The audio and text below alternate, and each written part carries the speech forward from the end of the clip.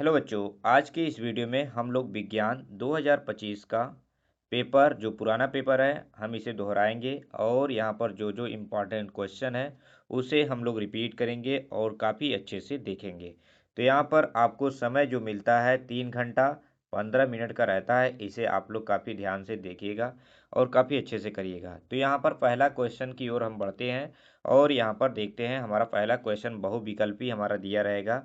बहुविकल्पी part 1 यहाँ पर दिया गया रहेगा। आपको लिखना होगा कि प्रश्नोत्तर यहाँ तो या तो उपभाग 1 का प्रथम क्वेश्चन यहाँ पर लिख दीजिएगा। और तो यहाँ पर लिखा गया है किसी दर्पण से आप चाहे कितनी भी दूरी पर खड़े हो, आपका प्रतिबिंब सदैव सीधा प्रतीत होता है, संभवतः दर्पण है। तो यहाँ पर कौन सा दर्पण आपके दिमाग में हमेशा आएगा कि यहाँ पर समतल दर्पण ही होगा। लेकिन ये क्वेश्चन आपका रॉन्ग हो सकता है, क्योंकि समतल दर्पण में जो होता है कि यहाँ पर सदैव सीधा तो बनता है समतल दर्पण में, लेकिन वस्तु के हमेशा क्या होता है समतल दर्पण में बराबर बनता है। ये बात इसने यहाँ पर नहीं लिखा है।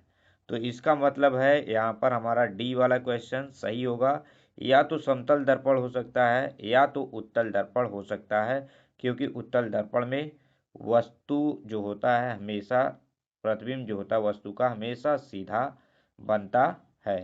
तो यहाँ पर आप इसे कह सकते हो कि क्या प्रतिबिंब हमेशा कैसा बनेगा, सीधा बने। तो यहाँ पर इस तरह से पहला क्वेश्चन हो गया। अब यहाँ पर देखिए सेकेंड वाला हमारा है कि यहाँ पर क्या दिया गया है। यहाँ पर हम लोग देखेंगे कि सेकेंड वाले में दिया गया है कि मानव नेत्र, यहाँ पर देखिए मानव नेत्र लेंस की फोकस दूरी समायोजित करके विभिन्न दूरियों पर रखी वस्तुओं को फोकसित कर सकता है। ऐसा हो पाने का कारण क्या है? ऐसा हो पाने का कारण क्या है, तो हमें ये बताना है। तो हमारा कौन सा आंसर सही होगा? देखिए जरा दृष्टि दोष तो होगा नहीं, यहाँ पर निकट दृष्टि दोष भी नहीं होगा और दीर्घ दृष्टि दोष भी नहीं होगा। समंजन क्षमता जो होता है यही हमारा क्या होगा, मानव नेत्र को जो होता है समंजन क्षमता ही दूरियों को क्या करता है, ये करता है। तो यहाँ पर ये हमारा हो जाएगा। और यहाँ पर प्रतिरोध आर के किसी तार के टुकड़े के 5 बराबर भाग में अगर काटा जाता है तो इन टुकड़ों को फिर पार्श्व क्रम में समायोजित कर दे है। तो यहाँ पर हमें बताना है काफ़ी अच्छे तरीके से। तो यहाँ पर ए वाला क्वेश्चन हमारा कैसे होगा, तो यहाँ पर आप लोग को मैं बता दूं ये क्वेश्चन बहुत ही सरल है। और आप यदि संयोजन का तुल्य प्रतिरोध क्या होगा तो यहाँ पर आपको बताना है। और आर यहाँ पर देखिए यही है आर, एक बार आप यहाँ पर ऐसे निकाल लेंगे R1 और यहाँ पर R2 जैसे होता है ना, 5 बार लिखेंगे आर आर आर बार, इस तरह से 5 टुकड़ों में बराबर काटा गया है। तो इस तरह से आप 5 बार लिखेंगे, आर 5 आर हो जाएगा। फिर 1/r इस तरह से आप क्या करेंगे, लिख देंगे। ठीक है, तो यहाँ पर आपका आंसर काफ़ी अच्छे तरीके से आ जाएगा। तो आपको इसी को फॉलो करना है, उसके बाद आपका क्या आंसर आएगा बहुत अच्छे तरीके से, बहुत क्या आएगा आपका, तो आप मान के चलिएगा यहाँ पर आपका आंसर जो आएगा 25 आ जाएगा। इसका अनुपात देखिए, अनुपात में तो ये नहीं होगा कि हमें मात्रक लिखना होगा, अनुपात में ये सब हमें लिखना नहीं होता है, इसलिए यहाँ पर हमारा आंसर क्या होगा, हो जाएगा। अब यहाँ पर दिया गया है, क्या दिया गया है देखिए, अब यहाँ पर दिया गया है किसी यहाँ पर चौथा हमारा क्वेश्चन क्या दिया गया है, किसी विद्युत बल्ब का अनुपात, यहाँ पर विद्युत बल्ब का अनुपात क्या दिया गया है, 220 वोल्ट। हाँ, अनुपात नहीं है, अनुमतांक। ठीक है, अनुमतांक दिया है यहाँ पर 220 वोल्ट और 100 वाट दिया गया है। जब इसमें 100 वोल्ट स्रोत से जोड़ते हैं तब इसके द्वारा उपयुक्त नहीं उप जो होता है उपभोक्ता शक्ति कितनी होती है। जैसे जब हम घर में यूज करते हैं उसका कितना शक्ति है, तो यहाँ पर ए आपको बताना है। तो ये आप जब सॉल्व करेंगे तो यहाँ पर आपका आएगा 25 वाट, आपका राइट आंसर हो जाएगा। ठीक है, क्या आएगा, 25 वाट। अब यहाँ पर देखेंगे हम लोग यहाँ पर पांचवा क्वेश्चन कि हमारा पांचवा क्वेश्चन का क्या होगा, और यहाँ पर काफ़ी अच्छे तरीके से हम लोग कर लेंगे पांचवा क्वेश्चन। तो यहाँ पर हमारा पांचवा क्वेश्चन क्या दिया गया है कि विद्युत धारा मापने वाला युक्ति को कहते हैं। तो ये सभी जानते हैं अमीटर होता है हमारा। अमीटर जो होता है विद्युत धारा क्या करता है, मापता है। तो यहाँ पर अब आगे की तरफ हम लोग बढ़ते हैं और देखते हैं कि हमारा आगे क्वेश्चन क्या दिया गया है। यहाँ पर छठवां क्वेश्चन दिया गया है कि निम्न में से कौन सा नियम लंबे विद्युत धारावाही तार के निकट चुंबकीय क्षेत्र की दिशा को व्यक्त करता है। तो यहाँ पर आपको पता ही होगा, जब भी आप यहाँ पर अंगूठा का जो नियम होता है यही हमारा क्या करता है, तार को मापता है। ठीक है, तो यहाँ पर आप फ्लेमिंग दाएं हाथ के अंगूठे का नियम, हमारा कौन सा सही होगा, दाएं हाथ के अंगूठे का नियम हमारा क्या होगा, हमेशा धारा की दिशा को मापने के लिए दाएं हाथ के अंगूठे का नियम का हम लोग क्या करते हैं, प्रयोग करते हैं। अब यहाँ पर सामान्य दृष्टि के लिए स्पष्ट दृष्टि की न्यूनतम दूरी कितनी होती है। ये सभी को पता होता है कि 25 सेंटीमीटर होता है, हमेशा याद रखिएगा। और एक सभी क्वेश्चन हमेशा रिपीट करते हैं, इसलिए आप लोग हमेशा ख्याल करिए ऐसे क्वेश्चन का। अब यहाँ पर आगे की तरफ बढ़ेंगे इतना। अब देखिए यहाँ पर भाग 2 आ गया है, उपभाग 2। और यहाँ पर शुद्ध जल का पीएच मान तो सभी को पता रहता है भाई, शुद्ध जल का पीएच मान कितना होगा, आप बताइए, मैं यहाँ पर रुका हूँ। तो यहाँ पर सभी का आंसर आ गया होगा 7। शुद्ध जल का पीएच मान कितना होता है, 7 होता है। और यहाँ पर 9वां हमारा है, निम्नलिखित रासायनिक अभिक्रिया किस प्रकार, यहाँ पर दिया गया है कि इसमें क्या होगा, निम्नलिखित रासायनिक अभिक्रिया दिया गया है और किस प्रकार की ये अभिक्रिया है। ठीक है, हमें ये बताना है। तो यहाँ पर BaC जली है, H2SO4 जो है जली है, हमें मिल रहा है। जैसे आपको दूध जो होता है एक लिक्विड फॉर्म में रहता है, द्रव की अवस्था में रहता है, और जब वो ठोस अवस्था में कब बदलता है, ठोस BaSO4 हमें ठोस अवस्था में मिलता है और 2HCl जो हमें होता है जलीय अवस्था में मिलता है। आपको पता ही होगा कि जब हमारा होता है द्रव अवस्था में रहता है, वही दूध अगर फट जाता है तो उसमें से जल और वसा जो होते हैं अलग होने लगते हैं, तो उससे क्या कहते हैं, अवक्षेप कहते हैं। कौन सा कहते हैं, योगात्मक अभिक्रिया नहीं कहेंगे, देखिए अवक्षेप आ जाता है, वो चीज़ें अलग अलग हो जाती हैं। तो यहाँ पर आप देख सकते हो ये हमारा क्या है, अवक्षेप है। 9वां का राइट आंसर अवक्षेप C। ठीक है, तो यहाँ पर हम लोग अब देखेंगे, आगे की तरफ बढ़ेंगे। और यहाँ पर उसके बाद हमारा क्या है कि अवक्षेप हो गया। प्रयोगशाला में सर्वप्रथम किस कार्बनिक यौगिक का निर्माण किया गया था। तो यहाँ पर सबको पता होगा यूरिया है हमारा, यूरिया हमारा है। एल्केन का सामान्य सूत्र, अगर ये आपको नहीं पता है भाई तो बहुत बेकार बात है, लेकिन एल्केन का सामान्य सूत्र आपको पता है कि हमारा आंसर होगा। ठीक है, एल्केन का हो जाएगा। ठीक है, एल्कीन का देखिए, एल्कीन का हो जाएगा, और यहीं पर एल्काइन का अगर होता CN2N हो जाता। ठीक है, तो यहाँ पर एक जाएगा हमारा। अब यहाँ पर हमारा क्या गया है, सिनाबार का रासायनिक सूत्र क्या होगा। तो यहाँ पर हमारा इसका हो जाएगा, क्या हो जाएगा, सिनाबार का रासायनिक सूत्र हमारा HgEH हो जाए, HgES पारा सल्फाइड। ठीक है, तो यहाँ पर हो गया, यहाँ पे बोल सकते हो मर्क्यूरी सल्फाइड।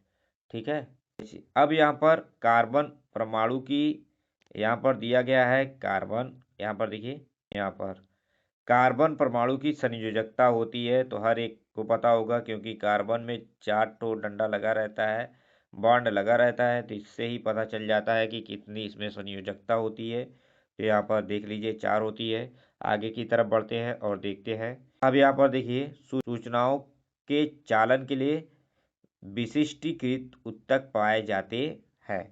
तो कौन है हमारा, यहाँ पर विशिष्टीकृत ऊतक पाए जाते हैं। तो यहाँ पर 14वां हमारा क्वेश्चन है। तो यहाँ पर आप कह सकते हैं और भी पादप में भी और जंतु में भी पाए जाते हैं, तो हमारा राइट आंसर C हो जाएगा। ठीक है, अब यहीं पर देखिए आपका दिया गया है कि पुष्प के, यहाँ पर दिया गया है पुष्प के निम्न में से किस भाग में जनन कोशिकाएं होती हैं। तो यहाँ पर सभी को पता होता है कि पुंकेसर। ठीक है, तो ये वाला हमारा क्या हो जाएगा, राइट हो जाएगा। ये सभी क्वेश्चन आप लोग रिपीट कर लीजिए, काफ़ी फटाफट रिपीट, जितना अब एग्जाम नज़दीक आ गया है जितना रिपीट करेंगे उतना ही ज़्यादा अच्छे से आप कर पाएंगे। और जो भी प्रीवियस ईयर के 3-4 साल के पेपर आप लोग रिपीट करके ही बैठिए। 3-4 साल के पेपर आपने रिपीट कर लिया तो मान के चलिए आपका पेपर बहुत अच्छा जाएगा। ठीक है। तो पुष्प के, अब यहाँ पर दिया है पुष्प के निम्न में से किस भाग में हो गया हमारा। अब यहाँ पर दिया गया निम्न में से कौन सा हार्मोन हमारे शरीर में कार्बोहाइड्रेट, प्रोटीन या वसा उपापचय का नियंत्रण करता है। तो यहाँ पर क्या हमारा हो जाएगा, यहाँ पर हमारा हो जाएगा थायरॉक्सिन। ठीक है, आंसर हमारा सी वाला सही होगा। अब यहीं पर हमारा 16 वाला हो गया। अब यहाँ पर शुक्राणु का निर्माण होता है। शुक्राणु का निर्माण किस तरह से होता है। शुक्राणु जब तक वृषण नहीं होगा, जब तक आपके पास वृषण में शुक्राणुओं का निर्माण क्या होता है, वृषण में होता है। ठीक है, तो कोई भी पूछे शुक्राणुओं का निर्माण किस तरह से होता है, वृषण में। अब यहाँ पर महिलाएं यक्ष गुणधर्म क्या करती हैं, प्राप्त करती हैं अपनी माता से, अपने पिता से। तो और भी इन दोनों में से किससे अपने गुणधर्म को प्राप्त करती हैं। तो आपको पता है महिलाएं यक्ष गुणधर्म जो प्राप्त करती हैं अपनी माता से भी प्राप्त करती है, अपने पिता से भी प्राप्त करती हैं। इसका मतलब और भी दोनों हमारे क्या होंगे, सही होंगे। अब यहाँ पर निम्न में से कौन सा एक उत्पादक है। अब यहाँ पर बताना है निम्न में से कौन सा उत्पादक है, जीवाणु है या हरे पौधे हैं। ये हमारा क्या होगा, राइट है। कवक नहीं होगा, इनमें से सभी, ये सब भी नहीं होंगे। ठीक है। अब यहाँ पर देखिए हमारा एक 9 हो गया और यहाँ पर हमारा 20 वाला क्वेश्चन बचा है नीचे की तरफ। ठीक है। अब यहाँ पर देखिए क्या दिया गया है, यहाँ पर दिया गया है कि वृद्धि का संदमन करने वाला पादप हार्मोन्स कौन सा है। तो यहाँ पर आपको पता है एब्सिसिक अम्ल है। ठीक है, ये हमारा हो जाएगा, ये जो है राइट आंसर है। अब यहाँ पर हम लोग थोड़ा सा यहाँ पर उपभाग 1 सब सेक्शन की ओर बढ़ते हैं और काफ़ी अच्छे से इन सभी सवालों को हम लोग करेंगे और समझेंगे कि ये सभी सवाल कैसे होंगे। तो यहाँ पर आपको पता ही है। अब यहाँ पर देखिए एक कार की हेड लाइट अवतल परावर्तक लगा है। दीप्त तंतु की लंबाई 4 मिलीमीटर है। तंतु का प्रतिबिंब 40 मीटर बड़ा है। परावर्तक कितना है, दूरी बनाने के लिए कितना फोकस दूरी का परावर्तक लगाना होगा। तो यहाँ पर आपको वस्तु का जो है ऊंचाई दिया गया है, वस्तु कितना ऊंचा है। तो यहाँ पर आप देख सकते हो वस्तु आपका कितना ऊंचा है। तो वस्तु कितना ऊंचा है हमारा, मिलीमीटर है। ठीक है। यहाँ पर वस्तु की लंबाई जो देखिए तंतु है, ये हमारी क्या है, वस्तु की क्या है, लंबाई है, या कह सकते हो हाइट है उसकी। यही है ना, वस्तु कितना लंबा है, ये हाइट है उसकी। ठीक है। अब यहाँ पर प्रतिबिंब 40 सेंटीमीटर बड़ा है। क्या है, 40 सेंटी इमेज की जो हाइट है ये वस्तु की हाइट थी। अब इमेज की क्या है, इमेज की हाइट 40 सेंटीमीटर बड़ा है। परावर्तक 5 मीटर की दूरी पर है। ठीक है, परावर्तक क्या है, 5 मीटर की दूरी पर है। तो यहाँ पर परावर्तक क्या है, जो वस्तु की दूरी है 5 मीटर है, तो हमें क्या पता करना है कि इसकी फोकस दूरी कितनी होगी। तो हमें फोकस दूरी निकालना है। तो यहाँ पर आपको पता होना चाहिए फोकस दूरी हमारी कितनी होगी। यहाँ पर हम लोग फोकस दूरी काफ़ी अच्छे तरीके से निकाल लेंगे। तो यहाँ पर देखिए फोकस दूरी हमारा कितना हो जाएगा, फोकस दूरी जो हमारा आएगा, इन सभी क्वेश्चन को आपको सॉल्व करना है। ठीक है, यूवीएफ में संबंध से लगाएंगे, आपका क्वेश्चन सॉल्व हो जाएगा। और यहाँ पर आपका जो रेखीय आवर्धन आएगा वो 100 आएगा। और यहाँ पर फोकस दूरी हमारी जो आएगी वो लगभग 5 सेंटीमीटर के करीब आएगी। ठीक है। इन सभी को प्रकाश का प्रकीर्णन, प्रकाश के प्रकीर्णन का 2 उदाहरण लिखना होगा। तो आप लिख दीजिएगा, आकाश का नीला दिखाई देना, सूर्योदय एवं सूर्यास्त के समय सूर्य का लाल दिखना। ठीक है। यहीं पर प्रिज्म में श्वेत की किरण को गुजरने पर किस किरण की सबसे अधिक विचलन होती है। तो यहाँ पर लिख दीजिएगा, प्रिज्म से श्वेत की प्रकाश किरण गुजरने पर बैंगनी रंग की किरण का सबसे अधिक विचलन होता है। सिर्फ वर्ड चेंज करना होगा आपका। यहाँ पर जहाँ पर किस लिखा है वहाँ पर सिर्फ बैंगनी लिख देंगे, आपका पूरा आंसर बन जाएगा। ठीक है, अब यहीं पर आगे की तरफ देखेंगे हमारा और भी क्या क्वेश्चन दिया गया है। ठीक है, तो यहाँ पर देखिए, अब यहाँ पर समान लंबाई के एक ही पदार्थ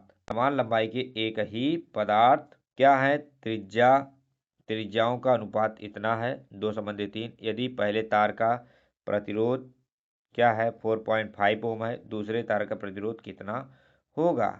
तो यहाँ पर हमें दूसरे तार का प्रतिरोध निकालना है। तो जब यहाँ पर आप निकालेंगे तो काफ़ी अच्छे तरीके से आपका आंसर जो है आ जाएगा। तो आपका क्या आएगा आंसर, आपको सिर्फ क्या लगाना है, R बराबर R प्रोपोर्शनल टू 1 वाला फार्मूला यूज करेंगे। एक को R1 मान लेंगे, यहाँ पर भी R1 मान लेंगे, R2 भी मान लेंगे। इस तरह से आपको क्या करना है, कर लेना है और आपका आंसर जो है आ जाए। कितना आएगा, 2 ओम आपका आंसर आ जाएगा। तो इस तरह से आप इन्हें कर लेंगे। ठीक है, तो ये हो जाएगा आपसे। तो हम लोग आगे की तरफ अब बढ़ते हैं और देखते हैं कि और भी क्या दिया गया है। तो इसी में पूछा जा रहा है कि प्रतिरोधकता का मात्रक क्या होगा। तो यहाँ पर प्रतिरोधकता का जब भी मात्रक लिखना हो तो आपको ओम मीटर लिखिएगा। प्रतिरोधकता का जो मात्रक होता है वो मीटर होता है। क्या होता है, मीटर होता है। यहीं पर हम लोग आगे की तरफ बढ़ेंगे और हमारा अगला क्वेश्चन देखेंगे कि अगला क्वेश्चन क्या दिया गया है। अब यहाँ पर दिया गया है घरेलू विद्युत वितरण परिपथ में निम्नलिखित तारों का कार्य प्रणाली तथा आवरण के रंग के लिए कौन सा। अब यहाँ पर देखिए भू संपर्क मतलब जो धरती से यूज होता है, आपने देखा होगा घर में जो लगाया जाता है तार, और तो जब जमीन से खो गाड़ दिया जाता है ना, यहाँ पर भू संपर्क वह कौन सा रंग होता है। हमेशा भू संपर्क में देखेंगे कि हरा रंग क्या कुछ होता है जो सुरक्षा के लिए बताया जाता है। और उदासीन मतलब क्या होता है, न्यूट्रल तार। एक न्यूट्रल तार होता है ना, न्यूट्रल तार जो होता है हमारा हमेशा काला कलर होता है धारा लौटाने के लिए। ठीक है, यहीं पर दिया गया है कि चालक का प्रतिरोध किन किन बातों पर निर्भर करता है। देखिए, चालक का प्रतिरोध तार की लंबाई पर, तार के क्षेत्रफल पर और कैसा पदार्थ की प्रकृति पर, किस पदार्थ का बना है। ठीक है, और तापमान पर भी डिपेंड करता है। तो इस तरह से आपको सभी यहाँ पर क्वेश्चन 4 वाला करना है। तो यहाँ पर आप लोग इसका आंसर आप लोग कमेंट करिएगा कि इसका आंसर क्या होगा। ठीक है, चलिए हम लोग आगे की तरफ बढ़ते हैं और देखते हैं कि इनका IUPAC नाम क्या होगा। तो यहाँ पर देखिए ES3 ES7 यहाँ पर दिया गया है। तो यहाँ पर इसका IUPAC नाम क्या होगा। तो यहाँ पर पहली बात 3 दे दिया है, इसी से आपको पता चल जा रहा है कि ब्यूट होगा। और यहाँ पर क्या दिया गया है, CHO दिया गया है, इसका मतलब क्या जुड़ेगा, आल जुड़ेगा। तो यहाँ पर ब्यू नाल इसी से हो जा रहा है। और यहाँ पर जब बीच में CO है तो आपको पता चल जा रहा है कि ये क्या है, कीटोन का ग्रुप है। तो CH3 यहाँ पर जैसे यहाँ पर R है, यहाँ पर CO है, यहाँ पर R है। तो इससे आपको पता चल जा रहा है एक कीटोन है। तो यहाँ पर कीटोन जैसे है तो यहाँ पर कितने कार्बन है, 1 2 3, और इसमें कितने कार्बन थे, 4 थे, इसलिए हम यूज करते थे ब्यूट। ठीक है, यहाँ पर हमने 3 बोल दिया, इसके लिए सॉरी। और यहाँ पर 4, क्योंकि पहले का होता है मेथ, तीसरे का होता है ब्यूट, और तीसरे का होता है प्रोप, चौथे का होता है ब्यूट। ठीक है, पांचवें का होता है पेंट। ठीक है, छठवें का होता है हेक्स। ठीक है, तो इस तरह से आपको क्या करना है। तो यहाँ पर प्रोपेनोन जो ग्रुप होता है ओन जुड़ता है, तो यहाँ पर हो जाएगा नोन। ठीक है, तो यहाँ पर इस तरह से करना है। अब यहीं पर क्या दिया गया है, CH3 CH2, क्या क्या दिया गया है, CH3 CH2। यहाँ पर कितने कार्बन है पहले ये देखो, एक, यहाँ पर दूसरा, तीसरा, चौथा, पांचवा, छठवां। छठवां मतलब हेक्स, और यहाँ पर OH है। तो यहाँ पर आप लिख सकते हैं हेक्सेन।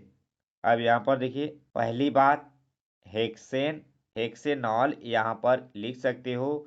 यहाँ पर या तो हेक्सेन 1 आल लिख सकते हो। यहाँ पर इन्होंने जो किया है गलत किया है, यार गलत आंसर है, इसलिए यहाँ पर गलत है इनका। ठीक है, अब यहीं पर इन्होंने आल कर दिया होता तो राइट हो जाता। OH का यहाँ पर ग्रुप नहीं देखा, इसलिए यहाँ पर इन्होंने आइन जोड़ दिया। सबसे बड़ी गलती यहीं पर हो गई इनकी। अब यहाँ पर देखिए CH3, यहाँ पर क्या दिया गया है, यहाँ पर दिया गया है CH3। अब यहाँ पर ट्रिपल बॉन्ड दिया गया है, तो यहाँ पर सबसे बड़ी गलती यहाँ पर हो गई इनकी कि क्या किया है इन्होंने, इन लगा दिया है, जबकि यहाँ पर डबल बॉन्ड रहता तब इन लगता, लेकिन यहाँ पर ट्रिपल बॉन्ड है इसलिए यहाँ पर इन नहीं लगेगा। ये भी इनका रॉन्ग हो गया। तो यहाँ पर इसी का हमें ध्यान देना है कि कितने बॉन्ड हैं। डबल बॉन्ड होते हैं तो इन लगता, ट्रिपल बॉन्ड है इसलिए आइन लगेगा। ठीक है, तो यहाँ पर क्या हो जाएगा, यहाँ पर देखिए कितने नंबर पे है, 1 2 3 4। क्रियात्मक समूह दूसरे नंबर पे आते हैं, तो यहाँ पर लिखेंगे ब्यूट पहले लिखेंगे, फिर टू आइन लिख देंगे, ब्यूट टू आइन, या तो टू ब्यूटाइन लिख सकते हैं। ठीक है, या तो हम लिख सकते हैं टू ब्यूटाइन, इस तरह से हम लोग लिख सकते हैं। अब यहाँ पर देखेंगे, यहीं पर निम्नलिखित रासायनिक समीकरण में ऑक्सीकरण अथवा अपचायक पदार्थ कारण देते हुए लिखिए। अब यहाँ पर हमें ऑक्सीकरण कौन है, तो यहाँ पर देखिए ऑक्सी कारक Cu++ है, और यहाँ पर कॉपर जो है हमारा ऑक्सीकारक है, और जो Zn जो है क्या है, अप है। तो यहाँ पर कारण दे देना है आपको, यहाँ पर काफ़ी अच्छे से आप बता देना है। ठीक है, हम यहाँ पर डीपली नहीं जा रहे हैं क्योंकि हमारा जो है अभी पेपर समय टाइम ज़्यादा लंबा लग जाएगा, लेकिन यहाँ पर आप लोग रिपीट नहीं करोगे। ठीक है, अब यहाँ पर देखिए संरक्षण के 2 उदाहरण देते हुए, लोहे का जो जंग लगता है वो संरक्षण का ही नियम है। लोहे पर जो जंग लगता है, चांदी का काला पड़ जाना, ये भी एक संरक्षण का 2 उदाहरण है। अब यहाँ पर मरकरी दिया गया है, मरकरी ऑक्साइड, और यहाँ पर उष्मा देने पर इस एक किस में चेंज हो जाता है। तो उष्मा देने पर मरकरी, और यहाँ पर क्या हो जाएगा आपका O2। ठीक है, O2 में चेंज हो जाता है। अब यहाँ पर आयरन है, आयरन ऑक्साइड, एल्युमिनियम जो है ठोस अवस्था में है, तो यहाँ पर एल्युमिनियम ऑक्साइड बनता है हमारा O3। यहाँ पर उसके साथ साथ हमारा Fe बनता है 2Fe। है, अब यहाँ पर जिंक कार्बोनेट दिया गया है, तो जिंक ऑक्साइड के साथ साथ क्या निकलता है, हमारा CO2 निकलता है। ठीक है, कॉपर सल्फाइड यहीं पर है, क्यूप्रस ऑक्साइड यहीं पर दिया गया है। तो ये आपका क्या निकलता है, कॉपर और ऑक्साइड में, कॉपर और सल्फाइड में क्या होते हैं, यहाँ पर कॉपर निकलेगा और यह हमारा हो जाएगा। ठीक है, तो इस तरह से हमारा क्या होगा, निकलेगा। और यहाँ पर आपको सावनीकरण, हाइड्रोजनीकरण, प्रतिस्थापन, यहाँ पर अभिक्रिया आपको काफ़ी अच्छे से समझाना होगा और काफ़ी अच्छे से आपका हो जाएगा। तो यहाँ पर आप कह सकते हो सावनीकरण, यहाँ पर देख सकते हो सावनीकरण किसे कहते हो, यहाँ पर मैं समझा देता हूँ क्योंकि ये भी आपके बहुत महत्वपूर्ण क्वेश्चन है। अब यहाँ पर साबुनीकरण, तो साबुनीकरण क्या है, जब वसा या तेल को सोडियम हाइड्रोक्साइड, वसा या तेल को सोडियम हाइड्रोक्साइड या पोटेशियम हाइड्रोक्साइड के साथ गर्म किया जाता है, तो साबुन व ग्लिसरॉल बनते हैं। इस अभिक्रिया को ही हम लोग साबुनीकरण क्रिया लिख देते हैं। यहाँ पर आप वसा लिख दीजिएगा, फिर उसके बाद या तो KOH लिख दीजिएगा या तो N लिख दीजिएगा। उसके बाद यहाँ पर बराबर का चिन्ह लगाकर साबुन लिख दीजिएगा, साबुन। ठीक है, फिर उसके बाद ग्लिसरॉल यहीं पर लिख दीजिएगा प्लस लगा के। ठीक है। साबुन बनाने में इसका उपयोग हम लोग साबुन बनाने में सफाई के लिए यूज करते हैं। अब यहीं पर मैं कहूँ हाइड्रोजनीकरण किसे कहते हैं? असंतृप्त यौगिक, जैसे वनस्पति तेल जो होते हैं वो असंतृप्त यौगिक होते हैं, में हाइड्रोजन गैस को निकिल उत्प्रेरक की उपस्थिति में मिलाया जाता है तो वे संतृप्त यौगिक में बदल जाते हैं। इसी अभिक्रिया को हाइड्रोजनी अभिक्रिया कहते हैं। ठीक है। असंतृप्त रहेगा, संतृप्त में चेंज हो जाएगा और निकिल की उपस्थिति में, तो यहाँ पर इसी अभिक्रिया को हम लोग क्या कहते हैं? हाइड्रोजनीकरण कहते हैं। जैसे एक घी और मार्जिन बनाने में इसका उपयोग किया जाता है। खाद्य जैसे पदार्थ का भी इसका उपयोग किया जाता है, खाद्य जैसे पदार्थ में। ठीक है। और यहाँ पर आप कह सकते हो विस्थापन अभिक्रिया किसे कहते हैं? जब अभिक्रिया में किसी यौगिक के एक परमाणु या समूह को दूसरे परमाणु या समूह हटा देता है उसे प्रतिस्थापन या प्रतिस्थापन अभिक्रिया कहते हैं। विस्थापन या प्रतिस्थापन अभिक्रिया हम लोग कहते हैं। जैसे आपको पता होगा CH3 + Cl बराबर CH3Cl, ये हमारे क्या हैं? विस्थापन कह सकते हो या प्रतिस्थापन अभिक्रिया इन्हें हम कह सकते हैं। तो आपको पता है कि कार्बनिक यौगिक के निर्माण के लिए इनका उपयोग करते हैं यौगिक रसायन बनाने में। जैसे औद्योगिक रसायन जब हम बनाते हैं तो इसका यूज हम लोग कर लेते हैं।